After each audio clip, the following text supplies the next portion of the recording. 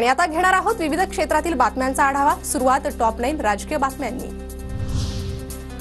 महायुतीत भाजपने किती जागा लढायच्या आणि मित्रपक्षांना किती जागा द्यायच्या हे ठरवण्याचे देवेंद्र फडणवीसांना सर्वाधिकार।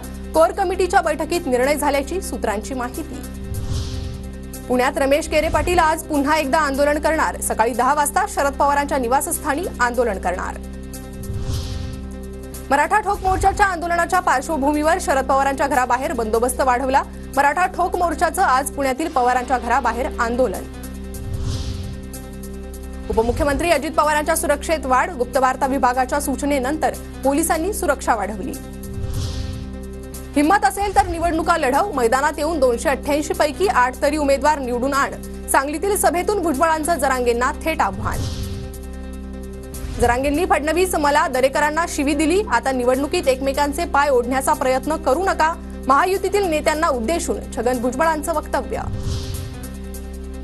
सर्व मराठा समाज वाईट नाही, सर्वांना वाईट टाकू नका। जो ओबीसीच्या जीवावर उठला त्याला सोडू नका। सांगलीतील ओबीसी मेळाव्यात छगन भुजबळांचा इशारा।